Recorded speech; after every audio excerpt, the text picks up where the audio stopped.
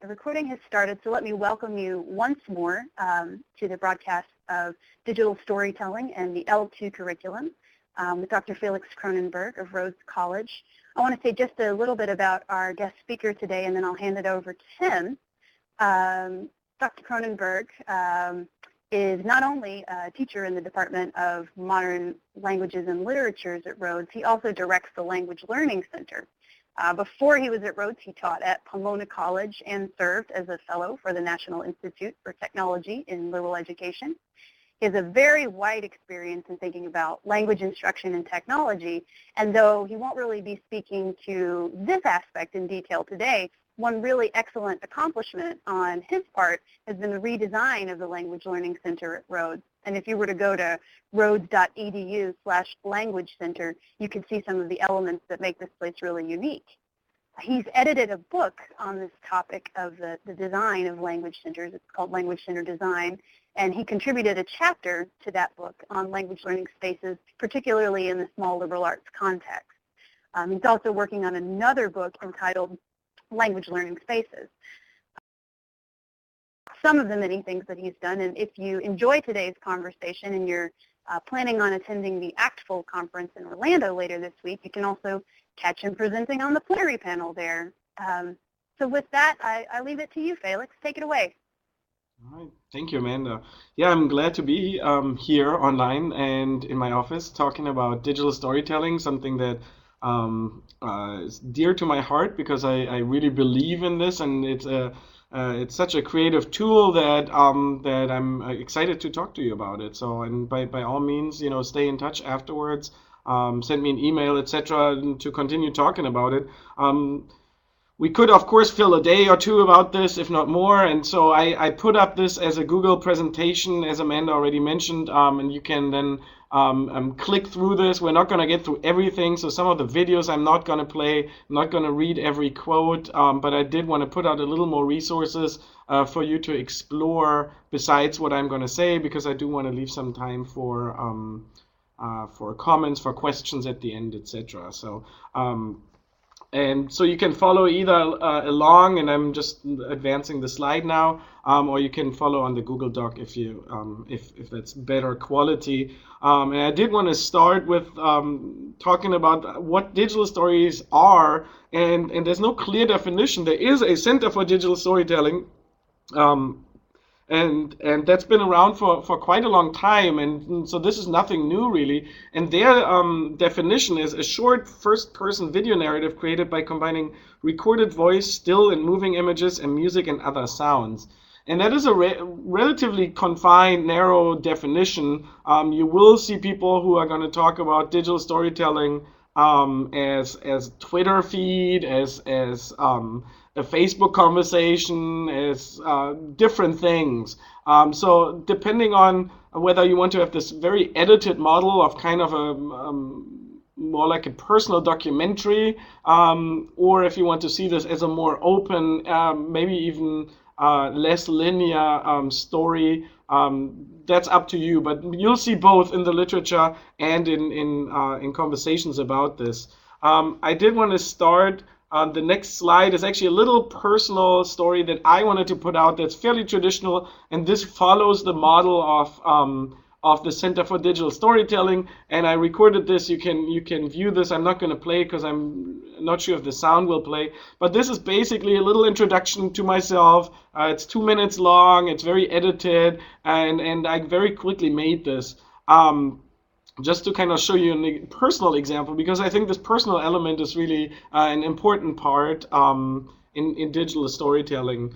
I am not going to focus, by the way, in this talk too much on the technology. The technology has been around for a while. There are a lot of tools. I will mention tools, but I'll not actually show you how to create these. There are people probably on your campus who can help you, and if not, I just contact me and I can point you to some links.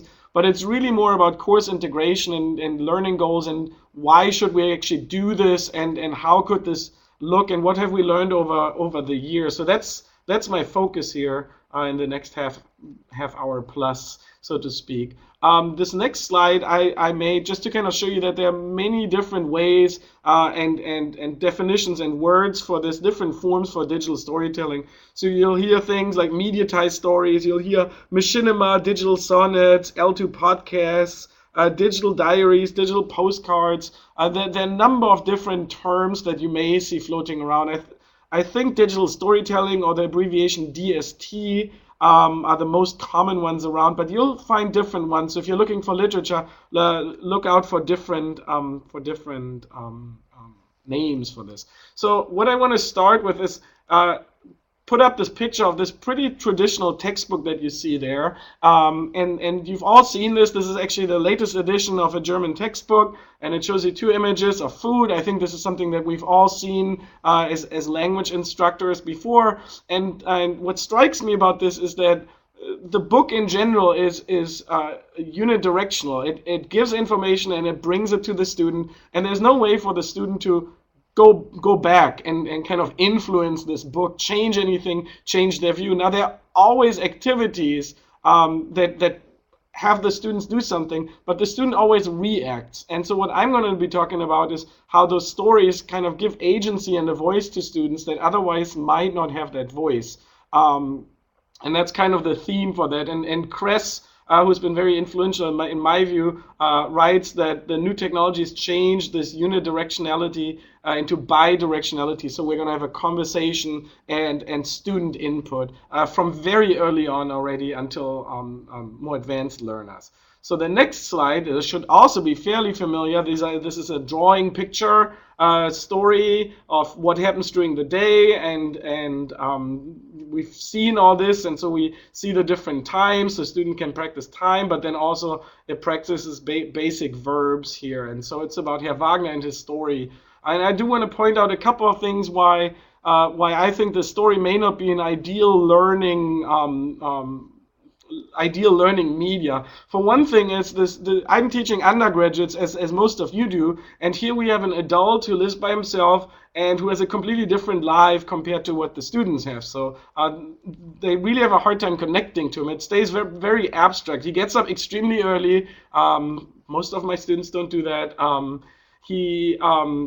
He goes to work, not to the university or anything like that. He smokes a pipe both when shopping, which is factually inaccurate because in Germany you were never allowed to smoke in a grocery store. And he also goes at 9:15 when it's dark. He goes into a park and goes for a walk while smoking his pipe. So what I'm trying to get at here, and this is the latest edition, what I'm trying to get at here is that there's a certain disconnect. So this is purely there to show students the new knowledge, the new content from the chapter. And then there's some activities that ask them to tell this back. Now, what I would like the students to do is both experience something from their world that they can connect to, and also then express themselves and kind of have a two-way communication regarding this course of the day. And so my next slide will show this. And this was a former student who gave me permission to kind of use this for presentational purposes. I don't know if you can hear the audio, but you can watch this yourself, and I'm just going to explain what he does. He basically says the same things that are in this.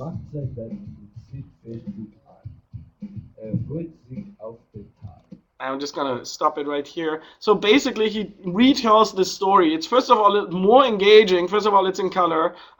It's edited. It's moving, and we can listen to it rather than just read the textual examples. But it's also seeing this college student who's a peer and his day and what he's doing during this day. And he's using several modes of describing his day and kind of enhancing this information. He probably at this level, this is after a couple of weeks of German, he says, "Ah," meaning he's tired and he's yawning. He might not be able to say that, but just by giving those sounds, he can express this. He might also not be able to describe his dorm room yet, but with the picture, he can describe the dorm room. So all of this multimodality actually gives him more information. And then in this example, students can react to this. So there's a two-way communication regarding this story. And so in a way, digital stories can be used in the classroom, both for production, but also for reception purposes. So, and the book just cannot do that. And maybe,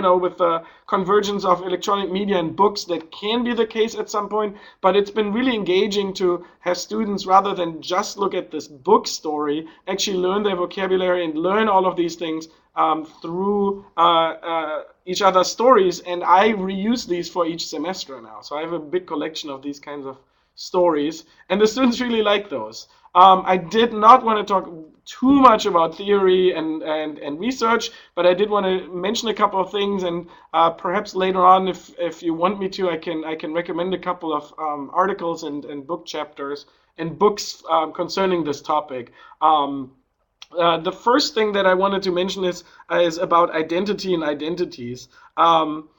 And identity, as I write in my quote here, is about creating a socially recognizable self. Identity and identities are something that we create. They're not just something that is given, but we constantly create these. And nowadays, increasingly more and more, as Warschauer argues, is we have multiple identities. Think about their identities as a student, maybe as a male or female student. There may be an identity as somebody from Tennessee. They have an identity as a language learner. They have an identity as an undergrad. As multiple identities. On Facebook, they have a different identity. On Twitter, they have a different identity. And these students are used to multiple identities. And what happens in the language classroom, we're taking all of their communicative abilities away, and all of a sudden they're losing ways to express and construct those identities. So they're really struggling with this. And I think as professionals who've done this for a long time, it's easy to forget how limited you are as a language learner in your especially in your first few semesters. And here we have freshmen who just want to burst out and talk to each other, and we're hindering them from doing this. And so all they can say is use these canned phrases. So they can say whatever Herr Wagner was saying, but that's about it. But they want to show so much more. So these stories really allow for so much more sharing. So part of this is giving them a voice, giving them an identity back, really, and bringing this out in them. The other thing that allows them is to construct something. And I do want to use the term constructionism here with an N rather than a V. And I think Seymour Papert has been really influential in this. He coined this term, and the terms float around in England. Sometimes you say constructionism for constructivism. There's multiple definitions for this, but the constructionism I mean here is you create an object and kind of externalize your skills and your knowledge and create something. And through the process of creation and then looking at what you created is where learning happens. And so I think this is a powerful construct. And we do this anyways when we have them make collages or we have them write essays. We're trying to bring this out. So this is not something that's completely new to digital storytelling, obviously. And I like this term that he says we are bricoleur, right, in French. So bricolage being constructing something out of the materials that you have. Not necessarily an ideal toolkit, but what you have, you look at it and you creatively construct the narrative out of this. So here students can, with a very few elements, even in the beginning that they have, they can construct something that goes beyond the individual parts. And that is also something that's important for the multimodal aspect here, really. It's not just about those few phrases that the student is using. It's not just about the pictures, but it's bringing them together into a coherent narrative and kind of sharing different modes and media and sharing their narrative this way. And, if we talk about 21st century skills, I think this is something that is a manifestation of that. And it, as Holland Nelson, right, it transcends the collective contribution of its constitutive parts. And so I think that is really important. It also, on a more basic level, gives students the ability to speak and communicate outside of class. And we're trying to do that more and more, whether that's through hybrid courses or other means, is to have them engage and speak outside of class. And we know if we have a class with 20 students, even with 15, there's only so much talking time that they have. And so this is another way for students to speak outside of class, communicate outside of class, and speak about these outside of class too. And I'll talk how we can integrate these more than just the production. The production is one aspect, but I think there are more social aspects to this than simply that.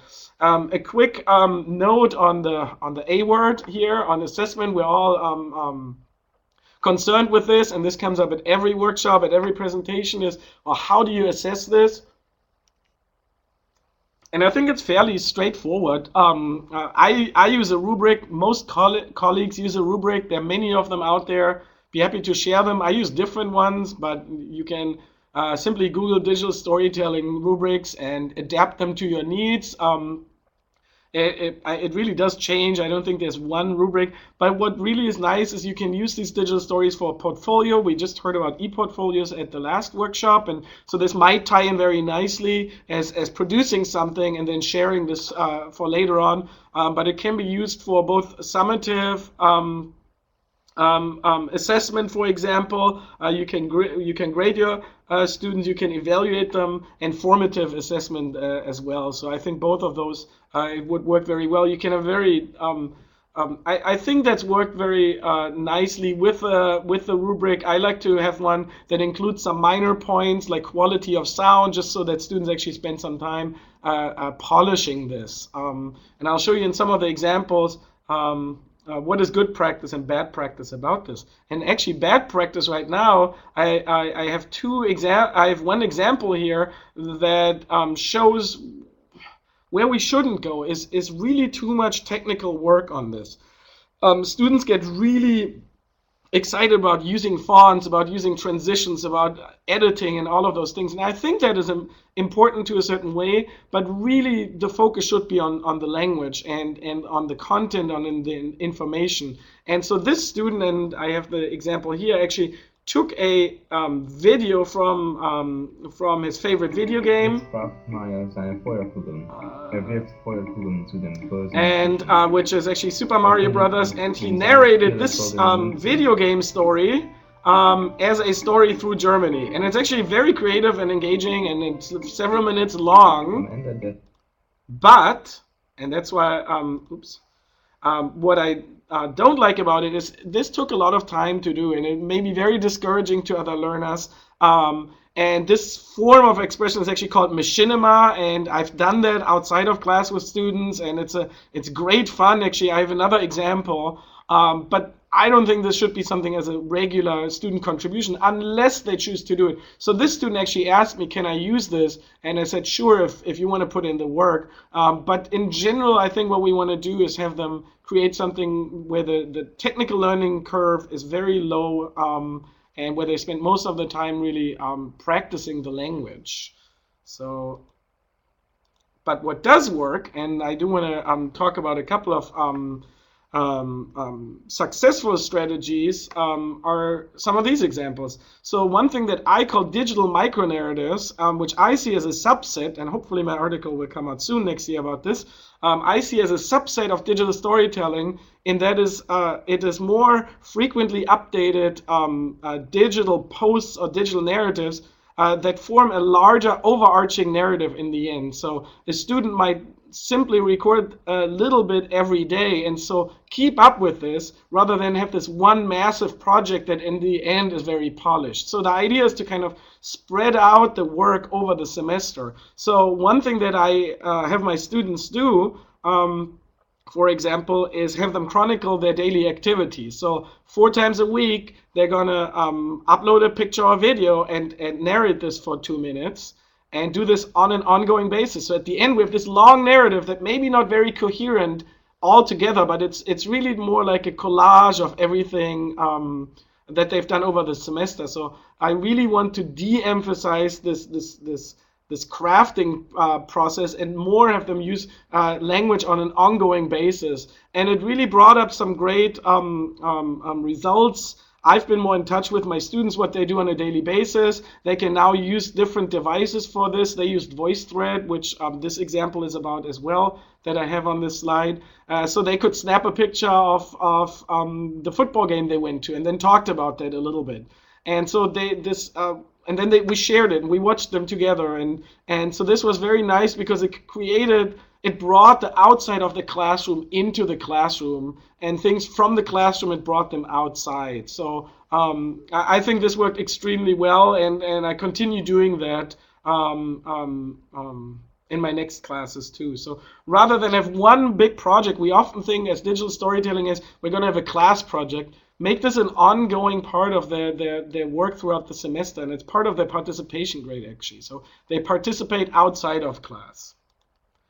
Another thing that really works well is if students work together on this. So I sit them in the language center. We sometimes sit down and the students critique each other's work.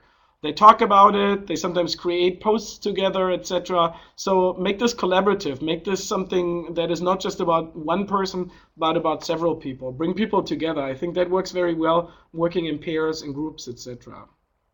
Here we have another one. This is actually another project outside of class. This was a gaming project still at Pomona, where students played The Sims and then created actually film version of Faust out of this. So we support a lot of those kinds of projects over there. And a couple of tools and projects that are just some examples, just to kind of show you the breadth of this. And I really think that you have to see what works for your class. There's so many different ways and so many nice projects that I've seen. And they can be very small or very short. One of the larger projects here is actually a community-based project that I did 2 years ago. I got a grant for this, but the grant really was, you can do this without a grant. I called it That's How I Got to Memphis, named after quite a nice song that's been covered a lot of times. And I sent out the students in my 5th semester German class to interview German native speakers who immigrated to Memphis. And they went out in pairs. They had to organize a meeting. I had some funds for them to like invite the participants to lunch, etc. And then they went out with a digital storytelling grab bag, which is really just a bag with a photo camera, with a microphone, with a voice recorder, and a couple of tools. But nowadays you can just go with an iPhone and go out and interview these immigrants who've lived here, some of them for decades, and ask them why they came to Memphis and what is their story. And then the students had like 2 hours of recorded narrative, and then they had to listen to all this and actually make a 2-minute story out of this, which is a very difficult task. And so we worked a lot, and the students were really quite amazed at what they learned. It was very difficult, and they often asked me, what is she saying here? What does he mean by this? And so they actually came to me and asked me for advice, which always works very well if your students come to you rather than you imposing knowledge on them, right? And so in the end, we have several narratives. Technically, they're not very sophisticated, and I didn't want them to be, but the outcomes were very quite spectacular, I would almost say. And I have a lot of the quotes. I have actually all the quotes from the student evaluations up on the slide 22, and a couple of them I could just tell you about that. That students mentioned that they learned more about this. One of them actually got they learned about post-war Germany, about the suffering that was going on, how difficult it was, and they said we kind of knew this, but talking to somebody who really went through this really made this come to life. And so this really was more than just a digital storytelling project. It was really more community-based learning, I would say. But the stories allowed the students to kind of process all of this information, but then also share it with other people, so that it wasn't something that's just, gone away, but it's something that they could preserve for posterity. And some of them, they were scared to go out and talk to these native speakers at this level, but with some coaching and some positive reinforcement, they all did a good job, and it was really interesting for me. Now this was a little more work. Obviously, you have to line up people that they can interview, etc. But this is an example of a very extensive storytelling project that I think worked quite well.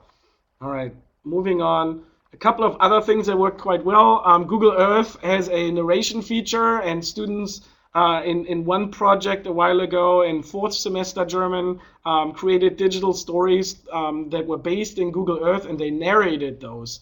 And what the content was really up to them.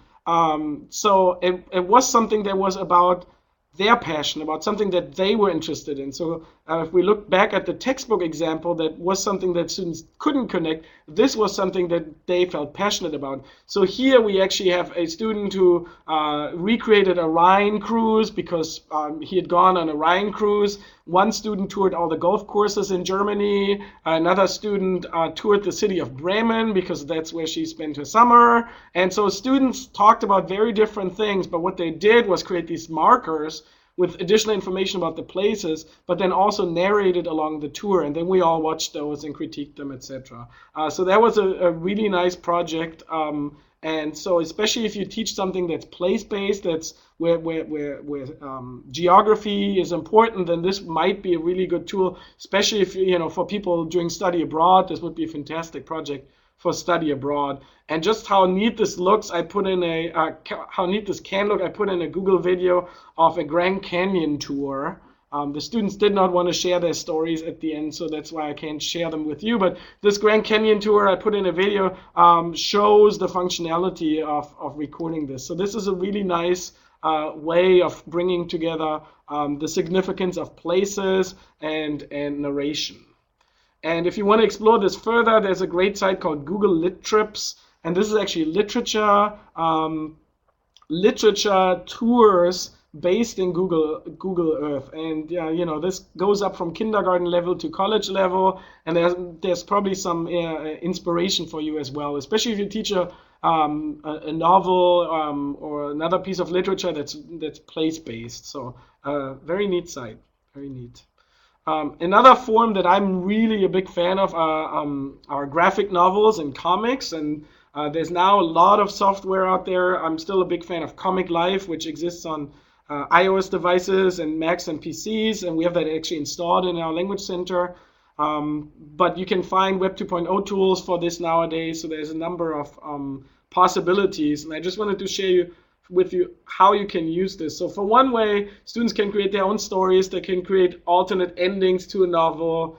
They can share their lives, through this, so they can make their lives into a comic. They can kind of take on different identities. They can kind of distort this with visual effects. You can also use this when you teach films. This is just an aside, but you can take screenshots and then create fantastic handouts. This is for the movie Schwarzfahrer, and people will instantly get that the thinking bubble means you should put in what the person is thinking at the time. So very easy to create your own tools with this and create different forms of narratives based on existing narratives. So I use this a lot for teaching with films. And this is how it would actually look. This is the language center we actually built at Rhodes College. 8 years ago now, almost. But you see students there working on both on computers, but also on these handouts based on these comics here. And they created a number of comics themselves. This is where they took Playmobil figures and created intercultural scenes of Germans meeting Americans and what might go wrong in these. So this was based on a class I supported by a teaching assistant based on cultural differences, and so they reenacted these with figurines. And talking about identities here, it's not the students themselves that represent the narrative. It really is an alter ego. It's a different person. It's these figures here in this case. So it's a lot safer for students to get into something as tricky as interpersonal communication. So this really allows for you to be somebody else. And a lot of, I know, especially in K through 12, people give students a foreign name and they're somebody else, right? To kind of deflect this losing of face and deflect this kind of public embarrassment that can go along with speaking a foreign language. And then students actually made a narrative out of this. I'm just going to play a little bit, but you can actually put this into a video format if you want to.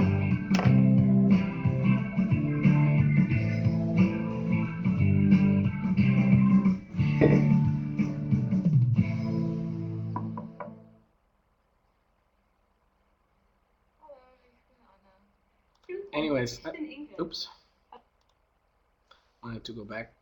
Um, so that's another way of doing that. You can do a number of things. You can put these into a voice thread and then narrate them there. You can use them with iMovie. I mean, technically, the sky's the limit really with your creativity and the students' creativity. Often they come up with these ideas. So, but the principle is the same. You augment your kind of lack of language skills with other modes and media, and kind of create something that is more than simply the spoken parts here. And students can create something that is really strikingly creative, funny, imaginative, that otherwise they really don't have an idea to create, the possibility of creating, especially in the beginning stages. Here you can see a smartboard in the back. If you have a smartboard, these comics are really great for using a smartboard. You can write something, you can take a screenshot. You have multiple versions of what students create. So smartboards lend themselves to this kind of tool as well. This little tool, and I'm really in the realm of just sharing different things that we've done.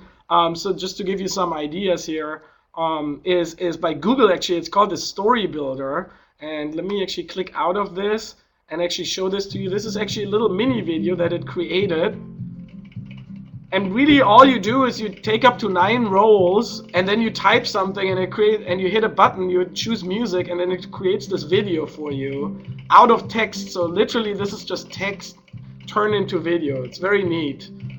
So even something as boring as a conversation of 2 people in the book can be made into something very creative like this. So check out the Google Story Builder. It's free, it's fun, you don't need an account, I believe, and it takes foreign characters, and you can get ready in minutes, really. So if you want to do one creative class, no tools, no setups, that's really the way to go. So that's the Google Story Builder.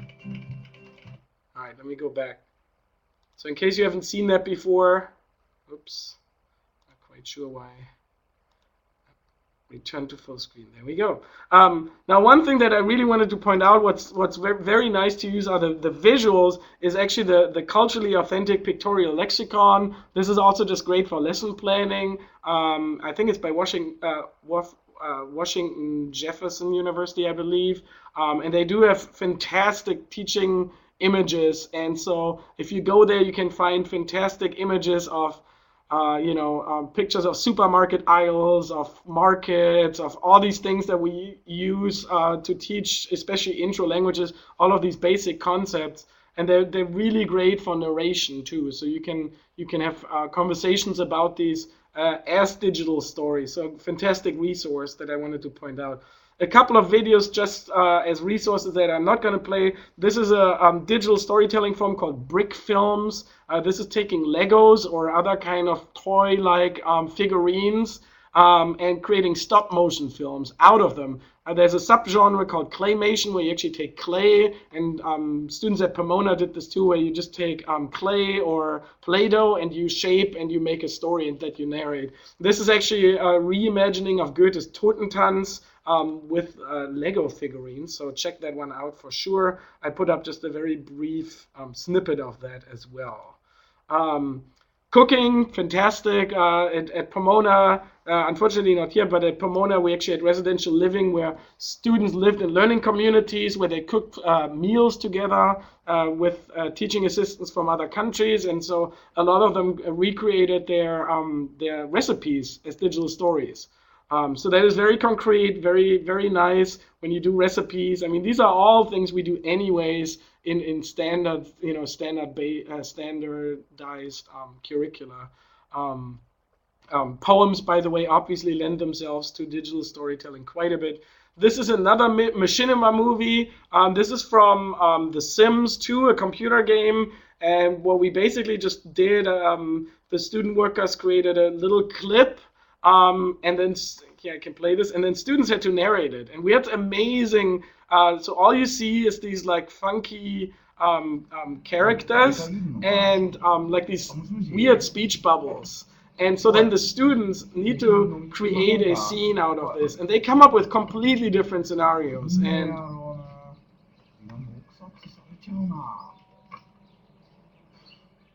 anyways, And so that was a really neat project to show how, how differently people would students would interpret these situations. So um, now, as for tools, I'm a huge fan of VoiceThread. That's been around for, I think, 8 years now.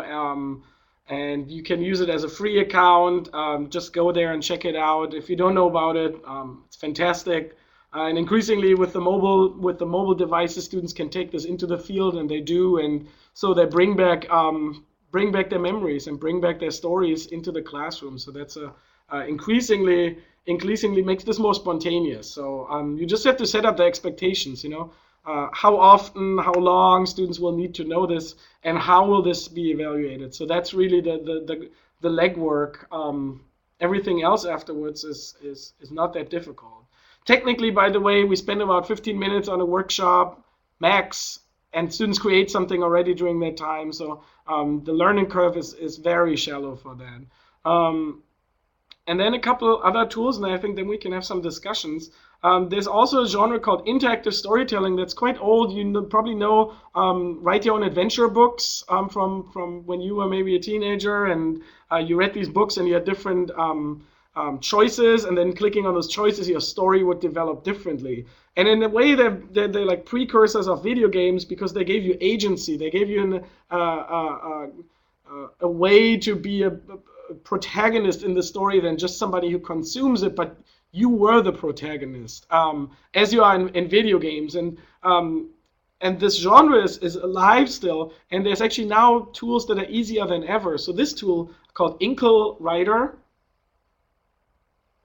works in different languages, and you just go there and you start typing, and you can create your own interactive stories. So you can have very short pieces even that lead to other pieces. So you can do a collaborative writing project. You can have students write this individually. You can use media as always, but you can just use this as writing and make this interactive. And I think that is very powerful because students can create extremely interesting narratives. And I'm currently considering using that for my next second semester German class. So, but I haven't actually used this because, this is obviously something that you need to spend some time on. And so I haven't actually used this yet, but I'd like to hear if any of you have used this before.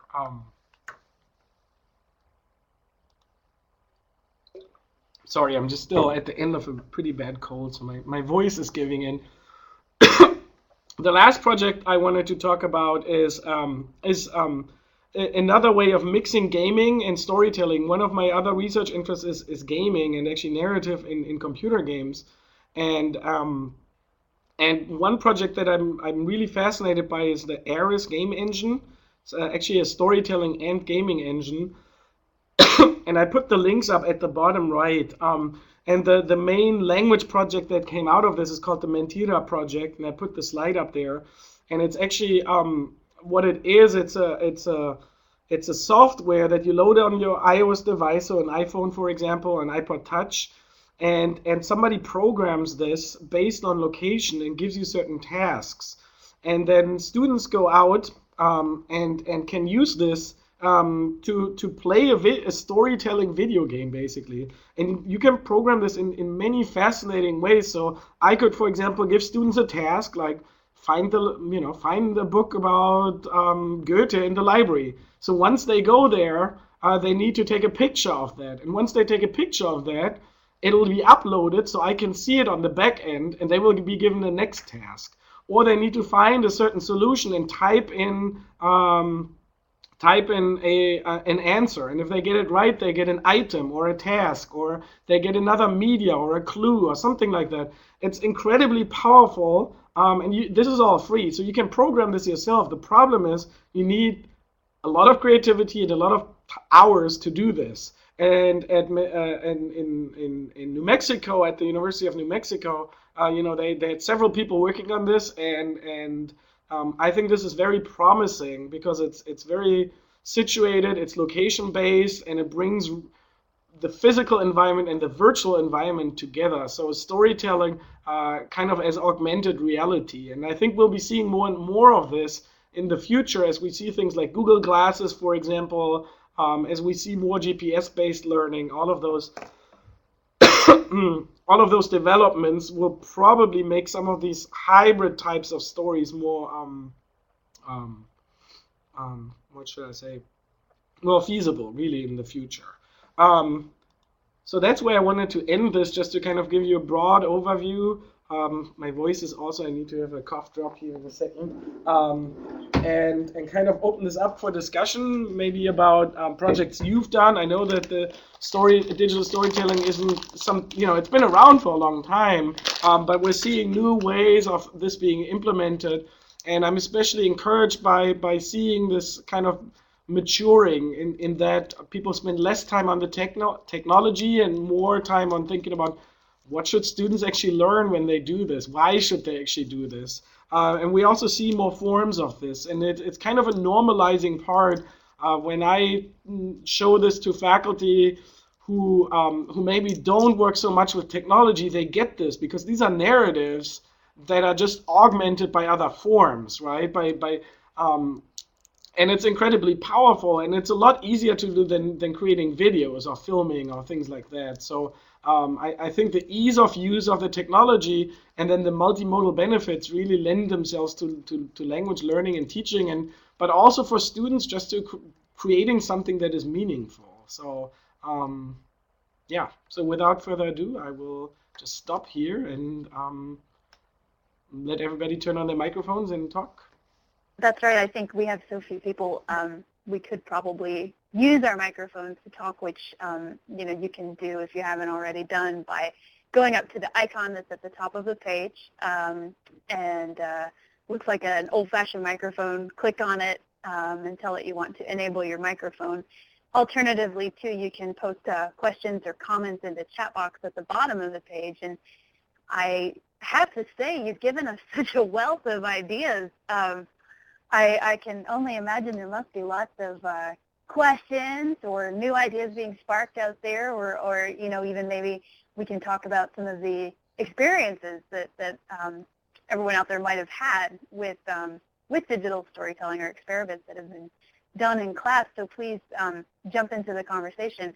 I'll ask, as our questions are coming in, one issue I know that can be important to address when using digital storytelling with your students can be the issue of what's public and what's private. And you mentioned before, I think, that one of your classes wasn't really willing to share their story. So are there ways, if you're doing this, that you can control what's public and private? Is that hard to do, difficult to keep up with? Yeah, I mean, the things that I do, I mean, it always depends on what tool I use. As I mentioned with VoiceThread, what I just do is just have them privately share it, and then if they want to share it publicly, they can. And once the class is done, they can just delete it. And so in that way, it's protected. So that is one way. One way, and obviously, if they kind of create them with a traditional software, then they have the file. And I always ask students, their permission to show this, and most of them don't care, but some of them feel, privacy concerns, especially if they talk about their morning routines or things like that. And so I think we have to respect that. But yeah, so that is a concern. But I usually put this on the students that they can control this, and I think they need to be smart about this anyway. So this is a good way of talking about. What does it mean to create this? This might be here for posterity. You might not want to put some risque stuff on here. But I think these are skills they need to have in this, day and age of YouTube and social media sharing and all of that. I mean, in general, they're very comfortable with doing this. So, but I think it's important that you don't, take it away from them and just kind of do whatever you want to with them. And so that's why I do have forms that give me the right to show this, etc. And that's why I only have so few examples, because sometimes I don't ask every single student to do this, because they want to find out more when I do this. They're like, well, is this going to be shown to like 500 people on a big screen, or where will this be eventually? So this is something that one should take very seriously. But it's easy to do, I think. It's easy to do. But it seems like the key thing is just And being it doesn't have to be transparent about it. So let's see, within a semester, okay, how much time is realistic? So it really depends. If it's a big project, then I'm gonna give this a grade, and I'm gonna probably give this a prominence of maybe a major essay. So often instead of a writing project, this was the big project actually that the Memphis storytelling project was actually like a big essay. This was actually a writing heavy class, and I wanted to have them produce a text that is not purely typed and written, and to kind of show them that text can be other forms of expression too. And so that was fairly involved. Um, the the kind of micro narratives are not very involved. So if we want to say like what I did last semester in a fourth semester German class, students posted 2-minute video voice thread posts 4 times a week. So if they were good, let's say that it took them 5 minutes to create one of those, maybe even less. So you can do the math. It's 4 times 5, so that was 20 minutes of their week to do this. It took me about 15 minutes to do the initial workshop with them and to create the first digital micronarrative. That took 15 minutes in class. And so from a time horizon, these digital narratives are fairly easy. So I set up a class in the language center, 15 minutes. I give them a task. I'll say, go there, get an account, record what you did yesterday, and share this with me. And so within 15 minutes, I have all these stories shared. And then I say, well, tomorrow you're going to do the same thing. And then they get a sheet that, in German, of course, tells them what the expectations are and what they're asked to do. And they do a good job with it. After that, it's fairly automatic. I give them feedback from time to time, talk to them. Sometimes I answer, I put a comment in VoiceThread. If they're not doing their work, I might send them an email, or I just talk to them before or after class. And from time to time, we watch these in class and kind of see what people have done. And yeah, and I'm this semester with my 102 students, I'm going to do a Twitter project, which I think is digital storytelling as well, where students have to tweet about that. It's very ongoing on an ongoing basis what they do. It's fairly easy to do. So I think from a time horizon, it can be a class completely based on this, or it could just be an aside just to kind of practice things outside. And that's what I want to do, especially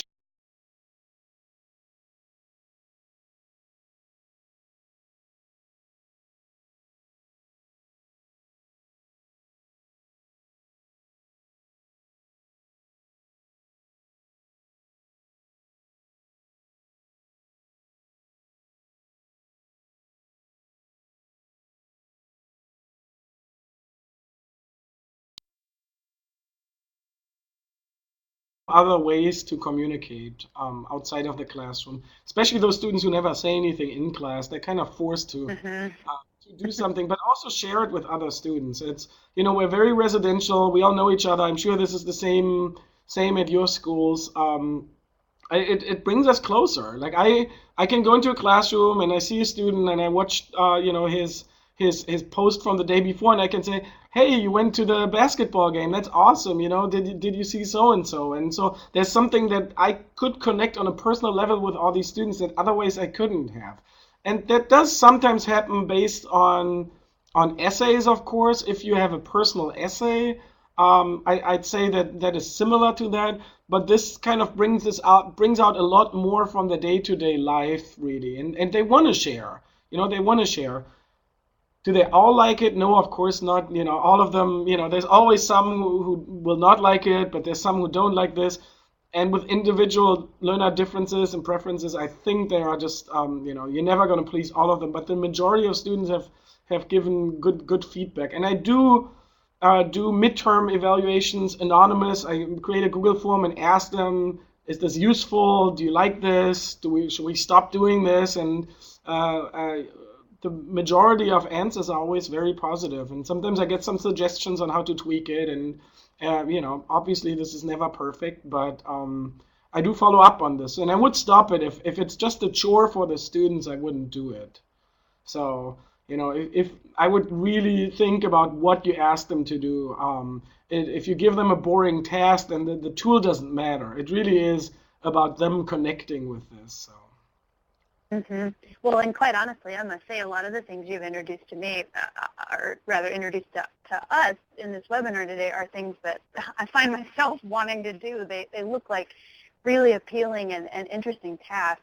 I can vouch, too, just for the way in which an assignment like this can really create some sense of community in a class that might not otherwise be there, just from my own personal experience having assigned digital storytelling classes or digital storytelling assignments in my literature classes before, where we actually, there were long, kind of semester-long projects, and I had the students present their work in a kind of a film series screening, even though our films were about 3 minutes in length, but we would do a few every day and give each person kind of a chance to introduce what they had done and then to answer questions about it. And it really it brought the class together, and I think helped the students take a certain degree of ownership over their work.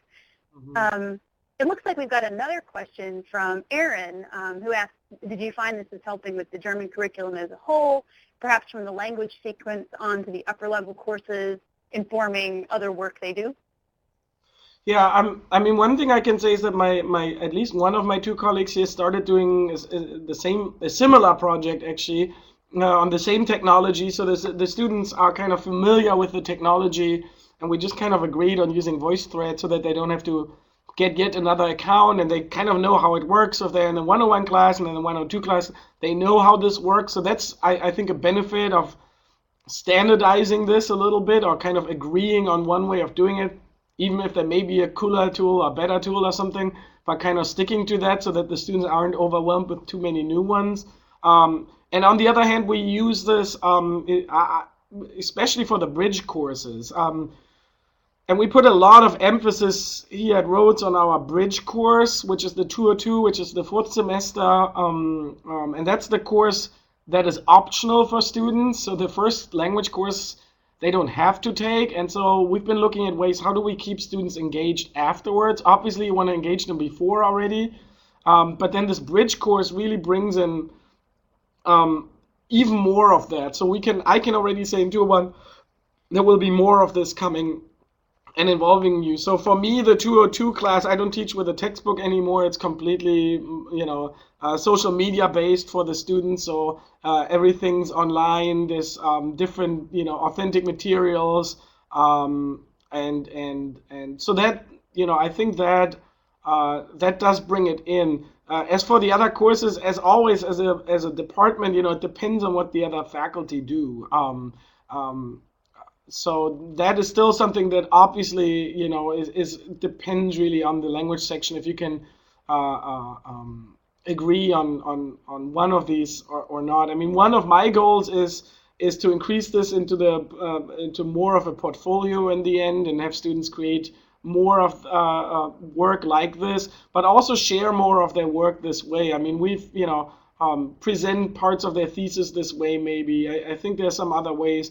I still think this is a great way of tying into classes in other countries. And so next semester I'm planning to use digital micronarratives with our German partner university, with our new German partner university, and have the students there who are future teachers of German and have them interact with the students here stateside. So I think those projects are really great, but they're a lot of work, and so that's the next step for me. And I basically started this new exchange program because I wanted more of these contacts, and those contacts are really something that you need to develop over time. And as you all know, at our small private liberal arts colleges, we often don't have these long-standing big exchange programs like bigger universities do. And so it's a little bit harder. And so I'm really glad that I found this university in Germany that's very personal and very much tied to us. And so we're integrating them more. We're bringing in speakers from Germany via Skype or Google Hangouts, just like we're doing right now. But also having the students interact with native speakers over there. So I think that is really a powerful way of sharing your life. And I think we're not 100% there. What we could do, I think that we could require this of students going abroad. That would be a fantastic way of them sharing, sending updates all the time. And some students do it, but to have more of an effort. Now, I still think, one way as liberal arts colleges, we could share something. Like, it's always been for me an idea to kind of have a platform where all of us within either Nightly or within ACS, or some of the within the ALEC group, for example, have some sort of platform where we post these things. This how I got to Memphis project was supposed to be a project for the other languages as well, because we have immigrants from all of the languages that we teach here, and we're lucky to be in a big city to have that chance. And several faculty actually did that, but they weren't happy enough with the stories to post them on there. And so I think that it's important to post these, though, to kind of share them. So if any of you are interested, I'd love to have some sort of, consider some form of sharing this. And I think this ties into many other ways of, as I mentioned, portfolios of hybrid classes, of participatory learning, so many different areas to kind of bundle our resources, because we are pretty small. And one thing I do run into is that as a small language center that is run by student workers mostly, and I just have a very small teaching reduction to run it, it's really hard. We don't have instructional technologists here, so it's really hard to support some of this. And so I think we could be doing more. That's a fantastic thought. I mean, not only the idea that digital stories are a really effective way to share insight across distance, as with the exchange program that you were mentioning, but also the thought that, some kind of common platform for sharing digital stories, maybe also sharing lessons and know-how and learning how to do this, could be really, really an asset to any of the groups you mentioned, including the ACS. To that end, I do just want to broadcast briefly that the ACS is currently planning a workshop in digital storytelling that will be open to anyone in the consortium who'd like to participate. And we're very much hoping we can get Felix to come and lead another session for us at that in the fall of 2014. So more details on that later. I also wanted to share with everybody before we go, this is a kind of an older ACS project. I'm just pasting it into the chat function now, but this is kind of an older project that we had going with the Associated Colleges of the Midwest and the Great Lakes Colleges Association. One thing that you can sometimes run into, I think Felix mentioned this before, is needing to find resources of images and such that you can use when you are creating these digital narratives with your students. And the Realia project was just an effort to bring in sort of culturally authentic images from many places around the world that could then be used for language instruction. So everything there is available for your use, and I believe downloadable. So that could be an interesting place to start if you were planning a project like this. Well, I'm conscious that we have reached sort of the end of the period that we designated for this presentation, and I also want to give poor Felix's voice a rest, because I can hear the cough still in his voice. But at any rate, I'd like to thank you so much for sharing all of these wonderful ideas and the great work that you are doing with your classes. I think this has been really inspirational, and it's certainly given us a lot of ways to begin experimenting.